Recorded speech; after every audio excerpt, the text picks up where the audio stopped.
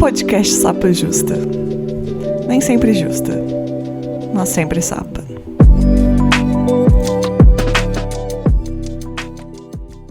Olá, boas-vindas ao Sapa Justa. Eu sou a Letícia, a host desse podcast, que não sou sempre justa, mas sou sempre sapa. Meus pronomes são ela e dela, e eu sou uma mulher cis, branca, lésbica de Belo Horizonte. E antes da gente começar o episódio de hoje, vamos para os recadinhos. Agora o Sapa Justa está oferecendo um conteúdo extra exclusivo para quem é nossos apoiadores e apoiadores do podcast. Então, se você é uma pessoa que valoriza o nosso podcast e deseja ter acesso a esses conteúdos especiais, essas perguntas extras, esse conteúdo que vai além desse episódio, você pode se tornar um assinante, uma apoiadora do Sapa Justa. E para apoiar a gente e manter o podcast no ar, vocês podem entrar no apoia.se/sapajusta. E agora eu vou apresentar aqui para vocês, minhas queridas convidadas. Por favor, Rita, se apresente para a gente. Seguindo a linha da Letícia, eu sou uma mulher branca de 58 anos, milito no movimento de lésbica desde a década de 90 e atualmente faço parte do Cine Sapatão, que é o realizador do Ferros. Maravilhosa. Isso me faz lembrar que eu nunca falo minha idade, né? Eu vou começar a falar no próximo episódio.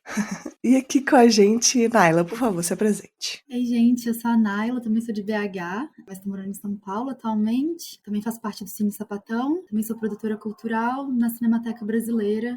Eu sou também uma mulher cis branca, sapatão. Maravilhosa. Aline, por favor, se apresente pra gente também. Oi, meu nome é Aline, meus pronomes são ela e dela. Eu sou uma mulher branca, lésbica. Eu fiz parte do Cine Sapatão durante 2 anos e durante esse período a gente realizou o Ferros Bar. Eu sou uma das diretoras do filme. Acabo de voltar de Portugal, mas nasci em São Paulo, sempre morei em São Paulo. E eu sou multiartista de cinema, literatura e artes visuais. Você vê, a gente tá com um time muito chique aqui. A gente veio falar aqui sobre o documentário que elas fizeram. A direção é coletiva, né? Pelo que eu entendi, é isso? Sim. Isso. Nós 3 e a Fernanda.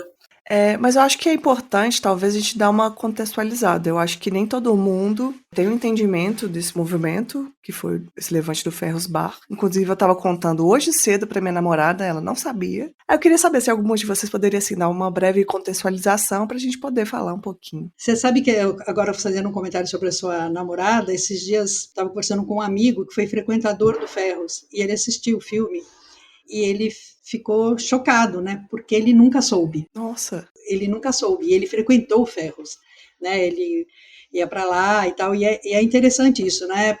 Porque uma das vontades que a gente tem ao contar essa história do Levante do Ferros também é falar sobre memória e visibilidade política das lésbicas, né? Porque, de uma maneira geral, se você se perguntar onde estão as mulheres na história, todas as coisas que a gente vê, a gente tem um protagonismo de homens, né? Homens cis, em geral branco, né? E isso não exclui o que se chamava na época, né, quando acontece o Levante do Ferros, de movimento homossexual. Então, uma das coisas que movimenta para contar essa história do Ferros é isso, é a recuperação da memória, a história. Quando você assistir o filme, Letícia, você vai ver uma das coisas que eu gosto muito, essa coisa da memória e da história e da importância que isso tem. Vou dar um spoiler sobre o filme, né, que no final ele tem um texto que é muito lindo, que foi escrito pela Aline, que é uma pessoa de 20 e poucos anos e que nunca esteve no Ferros, né?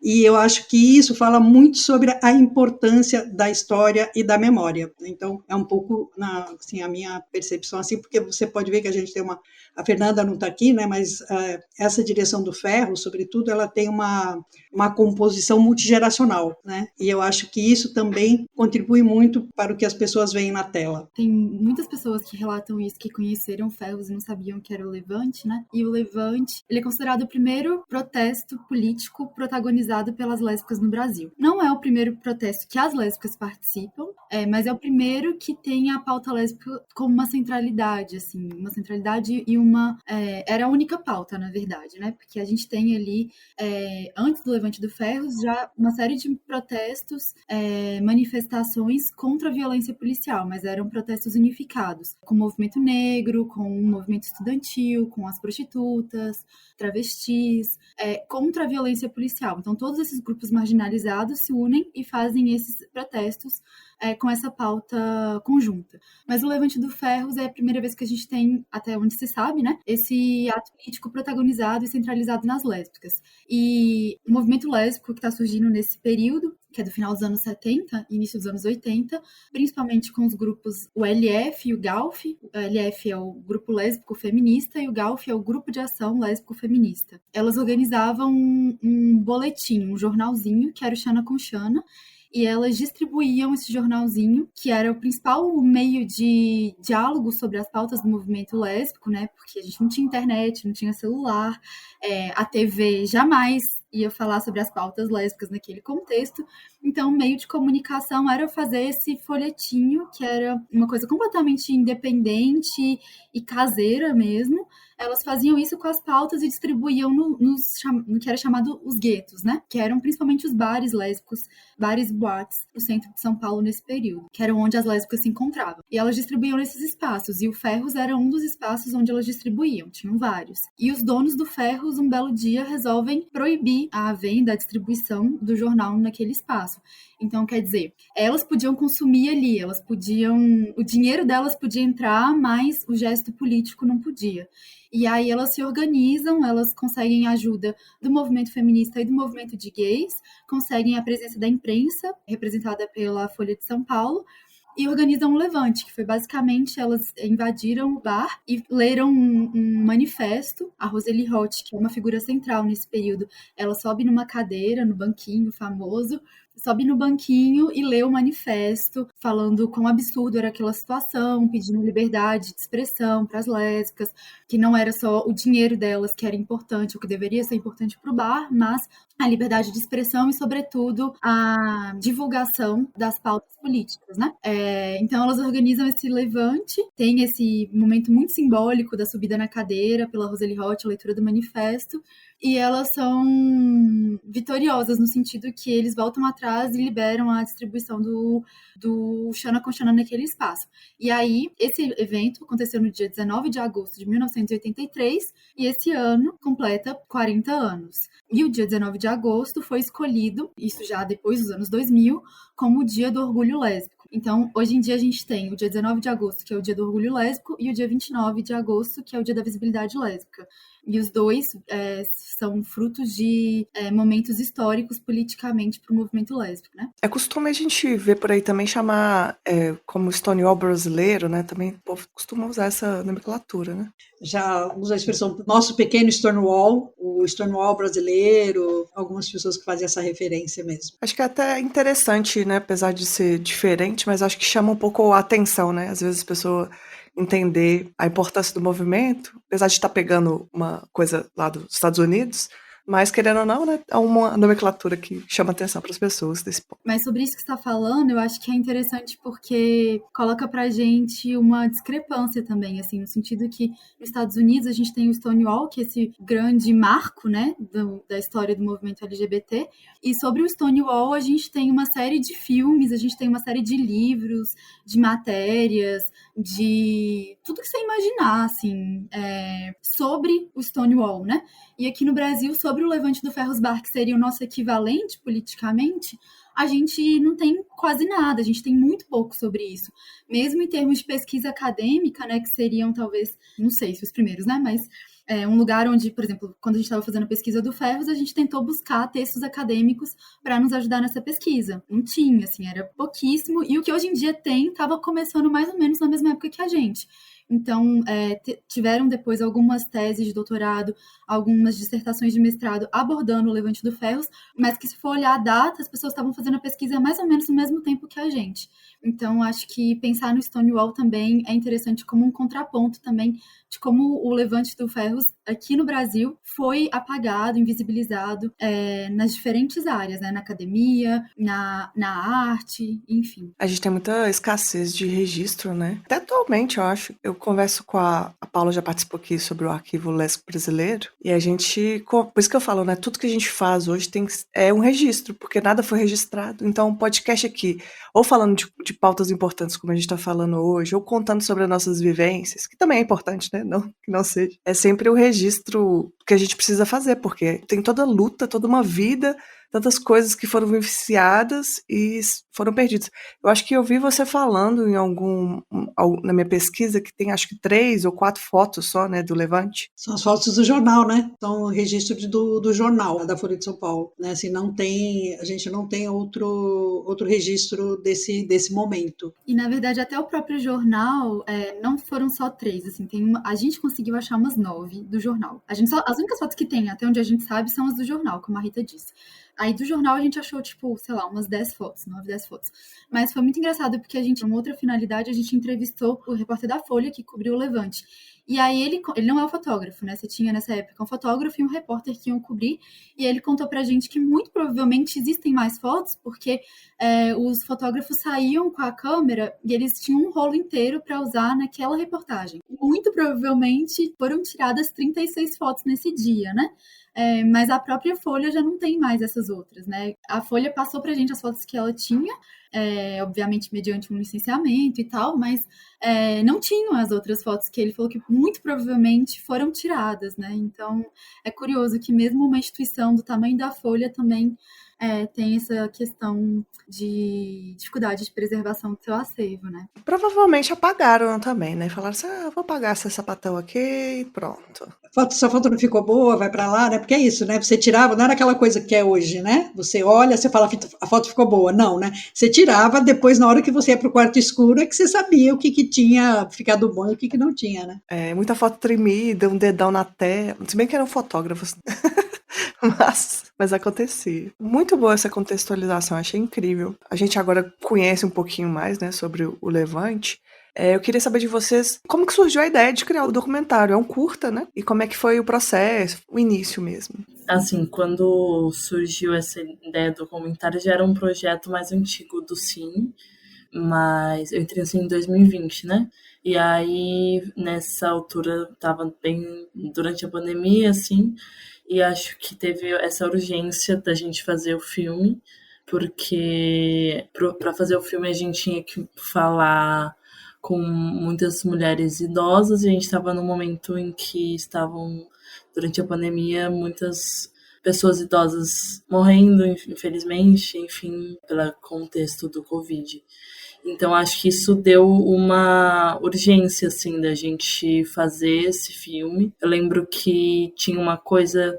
A gente começou a tentar os editais, mas tinha uma coisa de que se a gente não conseguisse nenhum edital, da gente tentar achar uma forma de registrar o que essas pessoas tinham a dizer sobre o Levante do Ferros, com o nosso equipamento mesmo pela questão do registro, porque a gente tinha muito medo que essa história se perdesse, assim. E então acho que desde o começo a ideia de fazer esse filme, até a quantidade de entrevistas que a gente fez, é muito para além do filme, assim, acho que também essa questão do registro histórico. Essa coisa que a Adela fala, assim, quando o Cine Sapatão surge, a gente, né, a Fernanda que não está aqui hoje, mas assim, a gente conversava sobre essa coisa de, assim, essa importância de contar essa história, né? A gente chegou a fazer projeto, mas não vingou. Aí, quando nós recebemos 2 pessoas do audiovisual, a vida ficou muito mais nítida nesse sentido, muito mais assim, olha,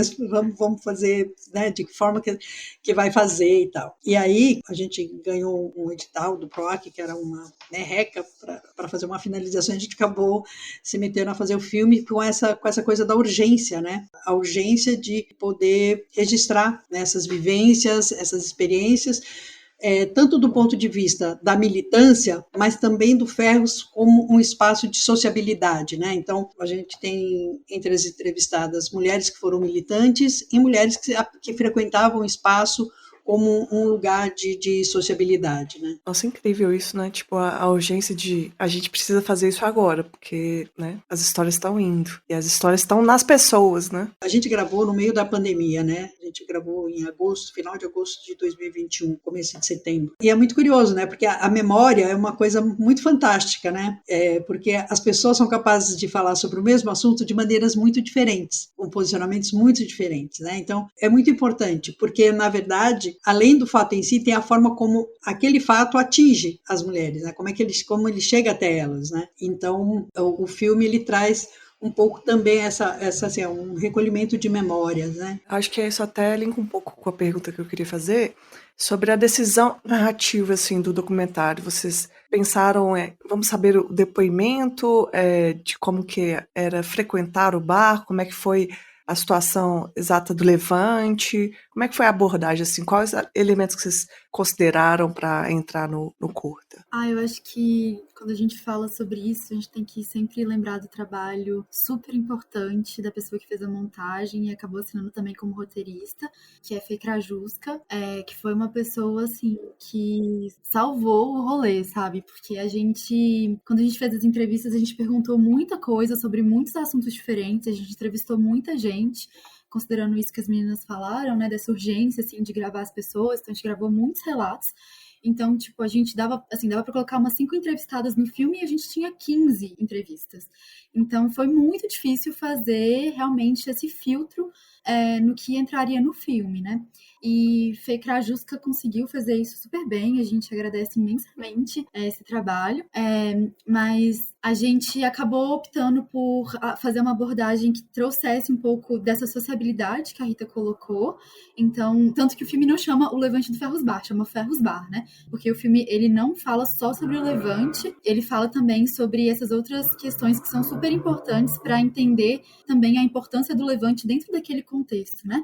Então, quando você tem, por exemplo, um depoimento como o da Soninha, que é uma das entrevistadas, que diz que ela ia de sandalinha e chegando no viaduto do Ferros, ela trocava a sandalinha e botava o sapatão, para ela poder chegar dentro do Ferros e estar identificada, se identificar, se reconhecer. E aí, quando você escuta depois a Maria Angélica, que é outra entrevistada, dizendo que quando ela escuta a Roseli Roth subindo na cadeira e falando aquele discurso, e é a primeira vez que ela escuta um discurso exclusivamente sobre lésbicas, voltado para as lésbicas, feito por uma lésbica, as coisas se conectam melhor, né? Porque você tem um relato ali inicial que é sobre uma questão de performatividade, né? De gênero, de expressão, de usar um sapato para se identificar, né? De comunidade mesmo. E aí, quando você entende isso e a importância desse espaço para essas pessoas, você entende também a importância daquele depoimento, daquele relato público da Roseli, daquela expressão pública super forte, política, para aquelas pessoas ainda estavam ali trocando a sua sandalinha na porta do ferro, sabe? Tipo, elas ainda tinham que se esconder demais da conta pro resto da sociedade, e o Ferros era o espaço onde elas podiam ser visíveis. E aí, quando você vê que a Folha de São Paulo estava fazendo uma cobertura de um manifesto, sabe? Aí você entende que a coisa tem um outro peso. Então, a gente entendeu que era super importante, até para contextualizar o Levante, tratar também sobre essa questão da sociabilidade que a Rita comentou. A Rita é uma das entrevistadas do filme também. Isso é muito legal, porque ela é uma das diretoras e é uma das entrevistadas. Eu queria falar sobre isso.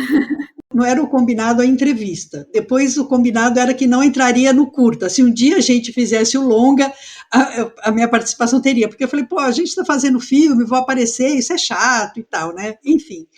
E até porque, assim, eu fui para o Ferros, eu fui começar a frequentar o Ferros em 84. O Levante já tinha acontecido, a minha militância estava em outro lugar, estava numa militância partidária e tal, e o Ferros era um lugar, e nas entrevistas isso aparece muito, onde as pessoas iam muito para comer, que a comida era excelente, né? Então, assim, invariavelmente nas nossas entrevistas tinha isso, né? E aí, assim, tinha uma questão que a gente queria muito abordar com as entrevistadas, que era o banheiro, porque muitas coisas aconteciam no banheiro do Ferros. E aí, veja bem, a gente está falando com mulheres que são da minha idade para cima. Então, assim, como é que você diz, né? Como é que você faz uma mulher de, sei lá, 65 anos, assim, como é que era a tua pegação no Ferros, né? Assim, era uma coisa, assim, difícil, né? Elas não falavam, né? A gente até ficou maluca, né? Quando um dia, na nossa primeira exibição, uma das nossas entrevistadas, no bate-papo, fala sobre o Ferros, e ela não falou na entrevista. Eu lembro, assim, da gente se olhando e falando, caramba, né? Então, assim, o Ferros era um mundo à parte. Uma das entrevistadas, a Zuleika, ela fala, no nosso bate-papo, fala do banheiro. Mas na entrevista, a Zuleika faz um comentário quando a Naila fala, olha, dessa coisa de você viver escondido, ela fala, olha, mesmo assim, no Ferros, para você chegar, antes de você entrar, você olhava para os lados, para ver se não tinha ninguém conhecido, ver se não tinha alguém do seu trabalho, né, que sim, senão você passava reto, né, então tem essa conjuntura, né, esse momento da história, qual é o papel daquele lugar onde também uma das entrevistadas diz, onde você podia ser e estar, né? Que é essa coisa da falta de espaço, né? Então, o Ferros, acho que desse ponto de vista da história, na nossa primeira exibição aqui em São Paulo, era muito curioso, assim, assim, o público do nosso filme era uma coisa, assim, incrível, né, que era, assim, eram só mulheres mais velhas, assim, que muito, assim, emocionadas depois da exibição, né, vindo comentar, ou mesmo durante a exibição, você ouvia fulana, Beltrana, né, então, assim, tem uma coisa, assim, que é muito importante, elas vindo abraçar e falar assim, nossa, né, assim, a minha história, né, você fala assim, está contando a minha história, né, quem quer falar de sapatão, né, a essa altura da vida, né, nessa idade. Uma outra coisa também que a Rita comenta no filme é que você não podia beijar a sua namorada no Ferros. E aí isso também é interessante para entender, né? Para eles, você podia ser sapatão no sentido assim, você podia ir lá com seu sapatão e não sua sandalinha, você podia ir lá com uma camisa, gravata, que são vários elementos que elas comentam no filme, e você ia ser atendida. Isso já era um grande avanço, porque em outros restaurantes você não podia nem entrar se você tivesse de sapatão, se você tivesse de camisa e gravata, sabe? Então o fato de você ser atendida no Ferros já era um avanço. Mas era um espaço que também tinha suas contradições. Então, ao mesmo tempo, você não podia ficar de mão dada, você não podia beijar, você tinha que ir pro banheiro e fazer isso de forma escondida. Então, quando elas chegam com um jornal chamado Xana, com um negócio super escrachado, então eles também querem bloquear, né? Então é legal esses outros... porque a gente teve uma escolha também no filme que era de não entrevistar só as militantes, porque justamente a maior parte do material que a gente tem hoje em dia sobre o Levante e sobre o Ferros vem dessas que eram as militantes, e elas contam, assim, discursos bem focados na questão política, no Levante e tal. Mas esses elementos todos que eu tô comentando com vocês são elementos que foram ditos justamente por outras que não eram tidas como militantes, né? Que não foram chamadas para o filme porque eram militantes, elas eram frequentadoras. Mas elas também trazem vários elementos que são interessantes para a gente pensar esse Levante. E aí, sobre a sua pergunta também, uma outra coisa que eu queria comentar é que a gente, e aí, dialogando com o que a Rita falou, a gente teve uma decisão muito clara, assim, de não é um filme histórico, não é um filme com dados históricos, assim. A gente queria muito mais ir para um caminho da memória do que da história. E aí, o que a Rita comentou é que as pessoas lembram das coisas de formas diferentes, né? Então, a gente tem entrevistadas diferentes contando um mesmo caso e elas contam de formas diferentes. Elas lembram das coisas de forma diferente. Isso são coisas que aconteceram há 50 anos, há 60 anos. Então, é óbvio, tipo, a gente não lembra direito nem do que aconteceu há 2 anos atrás, né? A gente já lembra com algumas distorções, óbvio. Então, a gente não queria ter essa pretensão de contar verdades. A gente queria contar memórias que são verdades para cada uma delas e que, por vezes, contradizem também. Então, a gente entende e a gente tentou fazer essa montagem muito mais por um caminho da memória do que um caminho da história com H maiúsculo, sabe? Eu lembrei do processo de entrevista que a gente também não enviava para elas antes quais seriam as perguntas ou qualquer coisa, sabe? Então, mesmo no processo das entrevistas, às vezes elas falavam, poxa, vocês podiam ter mandado as perguntas pra gente, porque aí eu ia ter tempo de lembrar, porque agora eu não tô me lembrando mais de nada. Às vezes acabava a entrevista, elas lembravam de alguma coisa, mas eu acho que isso era algo que a gente queria ter no filme mesmo, dessa coisa de você tentar lembrar de algo que tá tão distante, né, e tá distante também porque elas passaram anos da vida delas sem falar do assunto, e eu acho que isso é um elemento importante pro filme. O fato de que essas mulheres, tipo, não iam falar sobre o assunto, muito provavelmente, porque a tendência seria cada vez mais isso ser apagado, ou então serem chamadas as mesmas pessoas para contar a história do mesmo jeito, e tinham coisas até sobre a militância que eu acho que assim, eu consegui entender muito melhor ouvindo as pessoas que estavam vendo aquilo mais de fora, porque eu acho que tem essa coisa de você contar a mesma história várias vezes, que a sua história vai ficando sempre igual, né? Então vira uma narrativa já pronta, assim. A gente queria trazer um certo frescor, assim, para para o que era aquele espaço e também para as contradições também, não transformar também o Ferros num espaço que era perfeito, porque ele não era, ele tinha várias contradições. Eu acho que eu amei essa linha que vocês seguiram, porque vai muito pela afetividade que o bar trazia para cada pessoa, né? E quando você falou, não é histórico, é memória, eu fiquei pensando, mas qual que é a diferença? Aí vocês foram explicando e foi fazendo muito sentido, porque não ia ser um trecho de alguém e depois buscando algum dado histórico, comprovando que foi exatamente assim, sendo que um bar é uma experiência, né? A vivência de cada um ali. Então a forma que vocês escolheram contar, assim, eu achei incrível. Eu já quero ver, né? Eu falei mais cedo que vocês tiveram uma sessão aqui em Belo Horizonte que eu perdi, porque tinha uma festa na minha casa. Eu quero saber quanto que volta pra eu assistir, que já tô com vontade de ver. Queria perguntar também, né? Eu acho que vocês contaram um pouquinho sobre algumas coisas que foram os perrengues para fazer, mas qual que são, dentro de produzir esse documentário, qual que para vocês foram os maiores desafios enfrentados? Nossa, eu acho que talvez o maior desafio foi a questão financeira, assim, porque a gente teve muita dificuldade antes mesmo de conseguir. Quando a gente começou a fazer o filme, a gente já estava lutando por esse filme, com esse filme há um tempo, né? A Rita e a Fernanda, que são duas das fundadoras do Cine Sapatão, já estavam sonhando esse filme e batalhando para que ele acontecesse há pelo menos 1 ano e meio, 2 anos, quando a gente conseguiu o edital. Foram várias tentativas frustradas de conseguir dinheiro para esse filme, e quando a gente conseguiu, foi um valor baixo, e então ao longo de todo o processo a gente passava por vários desafios porque a gente não tinha muito dinheiro. Então, desde um processo de convencimento da equipe de que aquilo era importante, e mesmo a equipe ganhando um salário baixo para o preço do mercado, né? De que bora fazer, assim. E a nossa equipe é praticamente inteirinha de Sapatão, porque foram as pessoas que se convenceram de que era importante contar essa história e toparam fazer o filme não por dinheiro, recebendo salários mais baixos do que o mercado, mas porque a história era importante. Então passava por aí, passava também por não ter dinheiro para trazer entrevistadas de outros estados, porque tem entrevistadas que são muito legais, que teriam histórias muito legais para contar, super importantes, mas que estão em outros estados do Brasil, e a gente tinha um orçamento muito baixo e não conseguiu trazer elas. Rosângela Castro, por exemplo, que é uma figura que mora hoje em dia no Rio de Janeiro, é uma figura fundamental para essa história, a gente não conseguiu trazer. Então, eu acho que essa questão do dinheiro foi perpassando, assim, e a gente teve que parar ao meio do processo do filme, no meio do processo, para fazer um financiamento coletivo para conseguir finalizar o filme.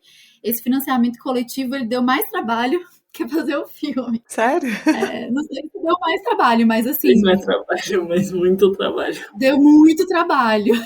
Tipo, sei lá, deu 80% do trabalho do filme, não sei. Mas deu muito trabalho fazer esse financiamento coletivo. Então, e foi a forma que a gente tinha para finalizar o filme e conseguir, por exemplo, comprar os direitos autorais de uso das imagens, que eram fundamentais para contar essa história, né? A gente não tinha dinheiro para as imagens e a gente não queria fazer um filme só de entrevista. Então, a gente fez esse financiamento coletivo para conseguir terminar esse orçamento do filme. Então, eu acho que o maior desafio disparado foi a questão da falta de dinheiro, e de convencer as pessoas de que era importante contar essa história e convencer quem tinha dinheiro, ou seja, os editais, a darem dinheiro pra gente, né? E se a gente vê quem doou no financiamento coletivo, a imensa maioria são LGBTs, principalmente sapatonas, assim. Se a gente vê, a maior parte das doadoras são sapatonas, o que eu acho que é uma tristeza muito grande. Tipo, eu acho que a gente tem que conseguir convencer as pessoas que a nossa pauta é importante fora da nossa bolha, né?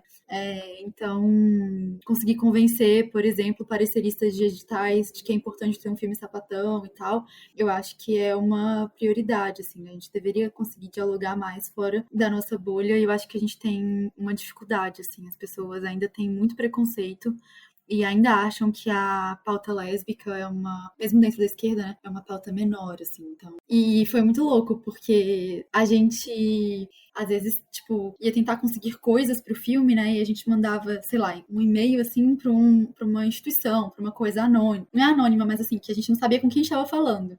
E aí, às vezes, dava certo, e a gente ficava, tipo, não acredito que isso deu certo, meu Deus, a gente vai conseguir esse rolê. E aí, quando a gente ia fazer a reunião com, aí sim, com uma pessoa, a gente via que era uma sapatão. Tava tipo, mano, não acredito, a gente só conseguiu porque tinha uma sapatão lá fazendo corre, sabe? E aí essa uma sapatão botou fé no nosso trabalho e na nossa ideia e na própria história, então... Eu compreendo. Compreendo esse desafio. Você sabe que, assim, para mim, eu, na época, quando a gente estava em busca, né, de mulheres para dar entrevista, e aí, assim, até por conta da idade, né, conhecer pessoas que frequentaram ali, a negativa, né, das mulheres para dar entrevista, né, assim, olha, eu já sou uma senhora, não vou me expor não vou me expor.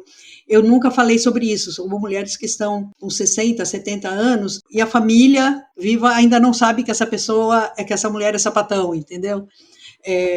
Ou que tenha frequentado, ou mesmo militantes que falam assim, não quero mais saber disso na vida, sabe? Não quero mais falar sobre isso, né? Então, para mim isso foi assim foi uma coisa doída, né? Assim, do ponto de vista pessoal, né? De falar assim, nossa, você conhecer pessoas que frequentaram, que venderam Xana no Ferros e que não quiseram dar entrevista, né? Isso deixou chateada, né? Isso me deixou bem, bem triste. É difícil, né? Porque às vezes a pessoa tem as dores dela ali, né? Mas realmente machuca. É triste não triste porque a pessoa simplesmente não quis dar entrevista, mas triste pela conjuntura, né? Pela sociedade que a gente vive ainda hoje, que coloca essas mulheres neste lugar, que elas continuam nesse lugar, que elas estejam nesse lugar hoje. Isso é doído, né? Se pensar nessa sociedade que a gente vive, né? Nessa conjuntura que a gente vive, né? A gente estava vivendo sob a égide de um governo genocida, né? Que não trazia vacina, né? E que estimulou, incentivou e se pautou por uma questão moral que foi deixando algumas pessoas acuadas e solitárias. Então a gente teve toda uma conjuntura que fez também com que as pessoas ficassem mais retraídas, né? Então assim isso é muito lamentável do ponto de vista do ponto de vista histórico enquanto sociedade, né? Esse momento que a gente estava vivendo, né? O Levante, a gente estava vivendo a ditadura. E no contexto que vocês foram gravar, a gente estava vivendo uma pandemia com um genocida no poder, é complicado, né? Então, pois é. E acho que o processo da montagem também foi um outro momento difícil, que inclusive foi o momento em que a gente fez o financiamento coletivo, porque foi isso, a gente tinha gravado muitas coisas e aí para finalizar o filme tinha uma série de desafios, tanto de como juntar isso tudo, e aí Krajuska ajudou muito a gente, porque realmente acho que foi um desafio. E como conseguir esse apoio para finalizar o filme, porque a gente também queria poder ter essas imagens e as coisas todas. A gente não queria finalizar ele de qualquer forma, a gente queria ter algo para poder contar essa história. A gente queria contar essa história com todos os recursos possíveis, mas a gente não tinha de fato todos os recursos possíveis. Então acho que foi essa certa contradição, Aqui a gente faz uma breve pausa para lembrar você que o Sapa Justa possui financiamento coletivo no Apoia-se. A partir de R$10 você tem acesso aos episódios completos do Sapa Justa, além de ajudar financeiramente o podcast a manter os custos de edição, hospedagem e muito mais. Se puder, apoie o Sapa Justa em apoia.se/sapajusta. E agora a gente volta para o finalzinho do episódio. Vamos voltar aqui pro episódio que a gente tava na parte extra, né? A gente volta aqui. Enriquecedor todas as falas de vocês aqui. Mas eu queria saber duas coisas antes da gente encaminhar pro final. Eu queria saber, primeiro, como que tá sendo a receptividade das pessoas que já viram o documentário. Como é que vocês têm recebido isso? Como é que foi? Como é que tá sendo? E também as próximas datas de exibição do documentário. Eu acho que tem sido muito positiva a recepção. Acho que a Rita comentou, a gente tem nas exibições um público de sapatonas mais velhas, que é muito legal, porque são mulheres que vão na sessão e se reencontram, assim, sabe? Não se viam há tempos, não saíam, muitas vezes estão ali num contexto de solidão nas suas casas, então também o filme é um momento de encontro muito bonito, mas também muitas pessoas que não são sapatonas, assim, que tem sido legal também, que não tem nenhuma noção disso, pessoas que viveram a ditadura, que inclusive foram até... que tem uma consciência do que foi a ditadura e se sentem até mal de não saber dessa história, sabe? Também vimos um pouco essas pessoas, assim. E eu acho que tem tido uma repercussão legal. A gente teve uma entrevista que a gente deu pra Globo, pro SPTV, que é o jornal aqui de São Paulo, da Globo, né? E que foi muito legal, porque colocou também o filme em outro contexto, assim, de uma coisa completamente fora da bolha, né? Então, por exemplo, no dia que teve essa entrevista no SPTV, eu cheguei em casa e o porteiro do prédio tinha visto, assim, que é uma pessoa que, tipo, eu nunca imaginei que ia saber que eu tinha feito esse filme. Toda vez conversa comigo sobre o filme, sabe? Várias pessoas que, assim, tipo, sabe, o homem branco, hétero, super, assim, contextos muito diferentes da nossa bolha sapatão, vivências muito, muito, muito diferentes. E que assistiram no SPTV e que depois vieram falar, nossa, que bacana, quero ver e tal. Então eu acho que essas reportagens que estão saindo também na mídia hegemônica, né, tem sido interessante também para divulgar o trabalho fora da bolha. Mas nas exibições, no geral, as pessoas elogiam muito, ficam muito emocionadas e é muito engraçado. Eu adoro ir nas exibições, porque eu adoro ver a reação das pessoas. Tem momentos que as pessoas riem muito no filme, tem momentos que a gente percebe que estão muito em silêncio, que são esses momentos mais difíceis, assim, que eu, pessoalmente, eu fico muito, eu sou canceriana, né, então eu choro mesmo, assim, já vi milhões de vezes, mas eu choro, porque eu acho muito forte alguns relatos de violência. Pra mim, o importante do cinema é fazer as pessoas se emocionarem e refletirem. E eu acho que o filme tá conseguindo fazer isso. A gente vê as pessoas rindo e chorando no filme e depois refletindo sobre isso que a gente conta, né? Toda vez que a gente exibe, as pessoas estão emocionadas, assim. Isso é meio que uma regra, assim, né? Que tem acontecido, sempre acontece isso.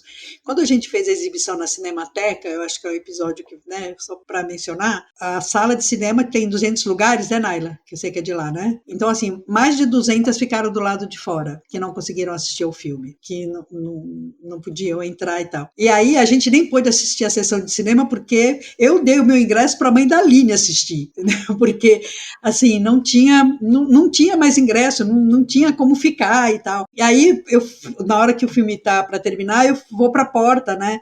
Cara, assim, é muito bacana você ver as pessoas passando por você e assim, emocionadas, sorrindo ou agradecendo, né, assim, sobretudo as mais velhas, né, agradecendo ao filme, pessoa que você nunca viu te dar um abraço assim apertado, assim, emocionado. E eu acho que é um filme que ele emociona não só, assim, não é só para as lésbicas, né? Porque quando você está falando de pertencimento, de vivência, tal, isso de alguma maneira toca as pessoas, né? Porque a gente vive num mundo hoje que as pessoas não têm muito lugar, né? A não ser a tela.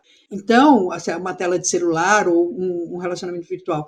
Então, essa coisa de você falar um pouco sobre, né, essa coisa do lugar no mundo, tal. Então, acho que é um filme que, quando a gente exibe, tem sido bastante elogiado, né? As pessoas gostam muito, se emocionam com ele. E eu acho que é bacana. Sem ser piegas, né? Não é aquela coisa assim, não é um filme que a intenção seja fazer as pessoas chorarem, mas é um filme que tenta alcançar as pessoas, e eu acho que ele alcança. Só falando também que foi uma coisa engraçada, que a gente teve uma exibição em Portugal. E o público lá, a maioria foi de mulheres sapatonas brasileiras também. E que eu acho que tem essa coisa, assim, de, tipo, ver... Nossa, a minha história sendo contada, sabe? E que, tipo, não sei, talvez seja algo tão raro, assim, de acontecer, que isso de, tipo, na Cinemateca foi uma coisa que a gente não esperava. Foi o caos. Minha família foi inteira assistir, um monte de amigo meu eu chamei, e as pessoas não conseguiram assistir. O que não é algo que acontecia, só que também eu fiquei pensando, poxa, que legal, uma sessão para assistir documentários brasileiros de curta-metragem ficou esgotada, sabe? Tipo, de uma forma ou de outra, o nosso filme conseguiu levar as pessoas ao cinema. E eu acho que isso é emocionante, assim, de ver que, assim, num contexto após a pandemia, em que, tipo, as salas de cinema estão tendo tantos problemas para conseguir trazer as pessoas para o cinema, o nosso filme conseguiu trazer. E eu acho isso bem, bem bonito, assim, de ver acontecendo. Nossa, incrível. Vocês têm datas das próximas exibições?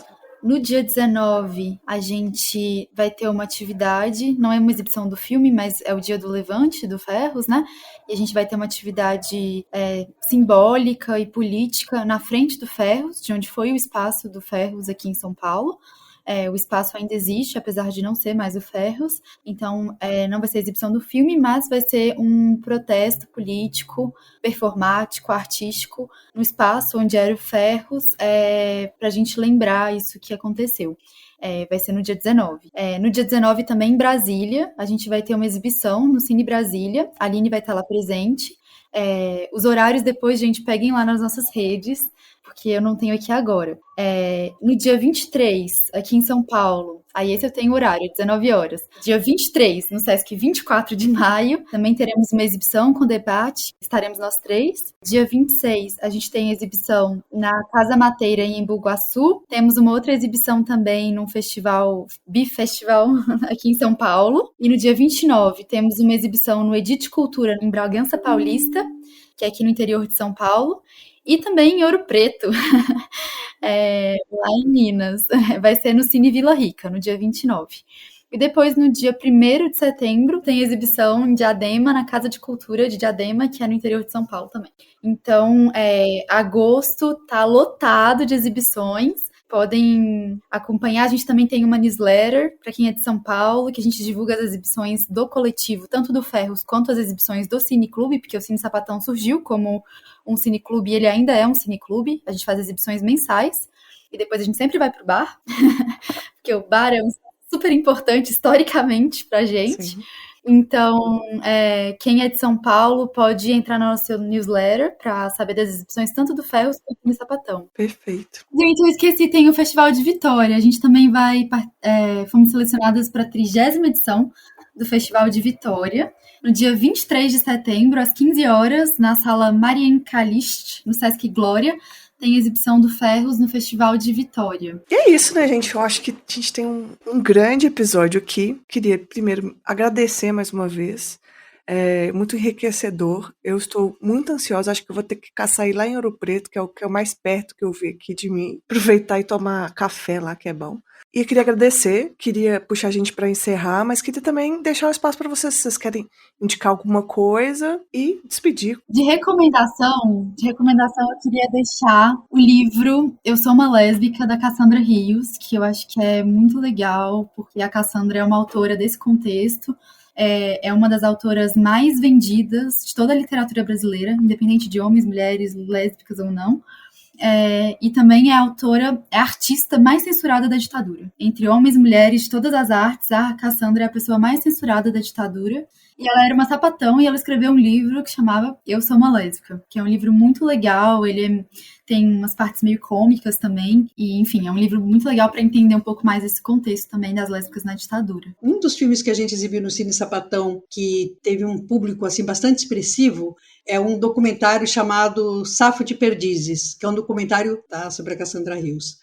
E foi uma exibição muito incrível, porque tinha assim, um público grande, uma faixa etária de 30 anos, e a nossa convidada para o debate depois da exibição era uma das mulheres que deram depoimento no filme. Então você imagina você olhando, assim, você com seus 30 anos olhando uma sapatão de 80. Foi muito incrível, mas o documentário ele é bacana, porque é isso, né? Vai falar sobre essa mulher totalmente marginalizada. A Cassandra Rios, ela apanhou de todo mundo, da direita, da esquerda, dos militares, ela apanhou de todo mundo, né? E, no entanto, ela era uma grande vendedora de livros, porque ela abarcava, a gente tem uma amiga que conheceu o Ferros primeiro lendo a Cassandra Rios. Foi assim que ela foi parar no Ferros. Então, assim, a Cassandra Rios ela é uma figura emblemática. Então, fica aí, leiam o livro e assistam o documentário. E aí, Letícia, agradecer o convite para o Cine Sapatão estar aqui, a gente poder falar, compartilhar um pouco a história desse filme. E sigam o Cine Sapatão no Instagram. Minha recomendação vai ser essa. Bom, você sabe que eu não sou boa nisso. Instagram do Cine Sapatão, e do filme Ferros Bar também, onde a gente posta as exibições, e no No Instagram do Cine Sapatão vai ter as exibições também do Cine, em que, enfim, tem muitos filmes que é difícil de achar em outros lugares fora das exibições, então vale a pena também quem puder ir nos eventos, mas quem só seguir o Instagram, tem muitos filmes que dá para assistir no YouTube, então é sempre bom ter essas recomendações. Só um detalhe, nos livros da Cassandra, ela escreve tudo meio codificado. E ela fala muito do Ferros, mas no Ferros o nome do bar aparece como Aços Bar. Ah, muito bom. Então, sempre que vocês estiverem lendo a Cassandra e ela falar em Aços Bar, ela tá falando do Ferros Bar. Exatamente. Ai, que incrível. Perfeito, gente. Nossa, obrigada. Eu achei incrível. Inclusive, voltem sempre aqui no Sapa Justa. São mais que bem-vindas. Se forem divulgar mais documentários, mais filmes, ou para conversar também, né? Pra gente contar sobre a nossa vida, que a gente também faz isso aqui. E aí, gente, gostaram do episódio? Eu estou passando aqui só para lembrar que o Sapa Justa só é possível graças a uma parte de ouvintes que colaboram financeiramente para o projeto. Isso é feito por meio de uma campanha de financiamento coletivo. E você, quer apoiar o Sapa Justa? Divulgue os nossos episódios. Se você pode apoiar financeiramente, acesse o apoia.se/sapajusta. Atualmente, damos preferências à plataforma de financiamento mensal. Mas você pode apoiar pontualmente usando a chave Pix, que é o nosso e-mail, contatosapajusta@gmail.com. Quer fazer parte da nossa comunidade do Sapa Justa? Entre no nosso grupo de Telegram. O link é t.me/podcastsapajusta. Lá a gente está construindo uma comunidade muito gostosa. Eu sou suspeita para falar, só que é muito boa mesmo. A gente comenta os episódios, e muitas das vezes as ideias do episódio que eu gravo aqui vêm de conversa de lá. Vem fazer parte junto com a gente e vem construir esse podcast junto comigo. Apresentação, produção e pauta, Letícia Martins. Edição, Nara Nívia.